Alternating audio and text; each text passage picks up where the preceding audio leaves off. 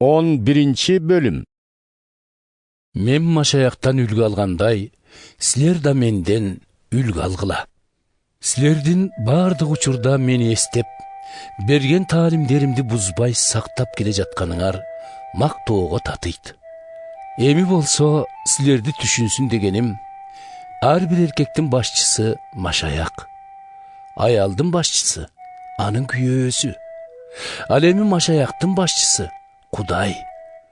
Ошондуктан эркек киши сыйынганда же пайгамбарчылык кылганда баш кийимчен болсо, өз башчысын сыйлабаганы.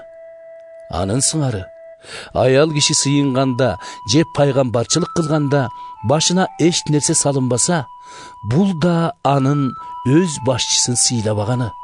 Анткени баш кийимсиз аялдын чачы кырылган аялдан эч айырмасы жок. Аял башын жапкысы келбесе, анда биротоло чачын деле кырдырып салбайбы? Ал эми аял үчүн чачын кыркып же кырдырып жүргөн уят болсо, анда башын жаап да жүрсүн. Эркек үчүн башын жабуунун эч кажети жок. Себеби ал өзүндө Кудайдын бейнеси менен атак даңкын алып жүрөт. Аял болсо күйөөсүнүн атагын чыгарат. Анткени эркек аялдан алынып жаратылбастан, тескерисинче аял эркектен алынып жаратылган. Ошондой эле эркек киши аял үчүн эмес, аял киши эркек үчүн жаратылган болчу. Андыктан периштелер бар экенин эске алып, аялдын башында өз күйөөсүнүн бийлиги алдында экенин билдирген белгиси болушу керек. Бирок кантсе да эгебиз менен болгон жашообузда эркектер да аялдарга, аялдар да эркектерге көз каранды болот. Анткени аял эркектен алынып жаратылган сыяктуу, эркек да жарык дүйнөгө аялдан төрөлүп келет. Бардыгы болсо Кудайдан. Өзүңөр эле акылга салып көрсөңөр, аялдын Кудайга жылаң баш сыйынганы сыпайкерчиликке жатабы? Жаратылыштын өзүнөн эле көрүнүп тургандай, эркек кишинин чач өстүргөнү уят. Ал эми аялдын узун чачы анын көркүн ачат. Себеби узун чач аялга жабуу катары берилген. Кимде ким бул тууралуу талашкысы келсе, ага айтарым бул: биздин да, Кудай жыйындарынын да мындан башкача салты жок. Эми төмөнкү көрсөтмөлөрдү берип жатып, силерди мактамак турсун, чогулуштарыңардын пайдадан көрө зыяны көбүрөөк болуп жатканын айтпай кое албайм. Баардан мурда мен силердин жыйын катары бир жерге чогулганда ич ара бөлүнмөй адатыңар бар экенин угуп, буга бир аз болсо да ишенем.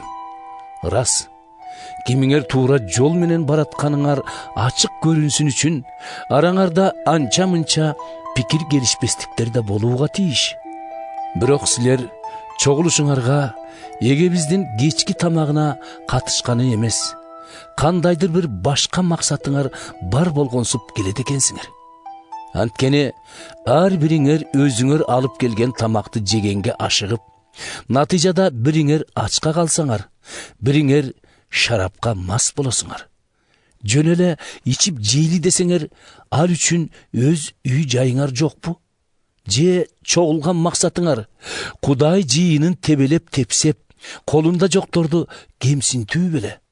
Эми силерге эмне дейин? Же силерди макташым керекпи? Албетте жок.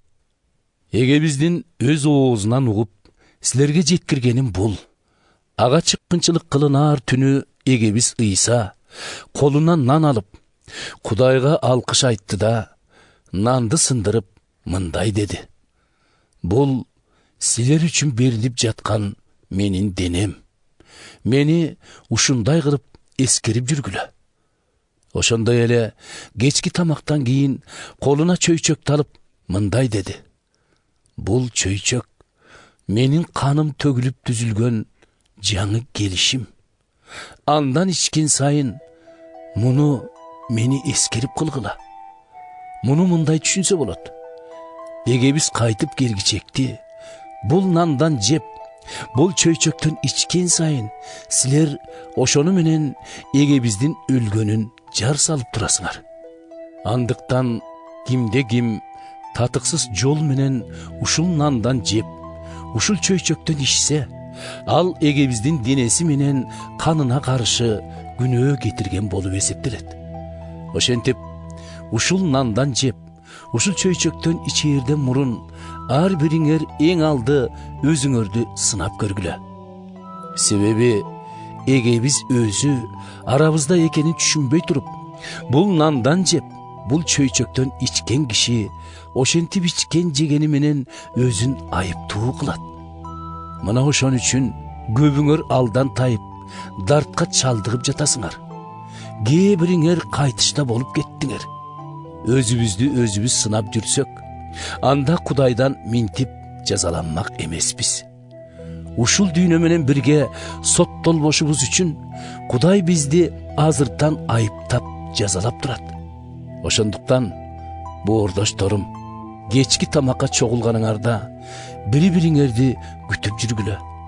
Ал эми кимдир бирөөңөрдүн курсагы ачып турса, үйүнөн тамак ичип алсын.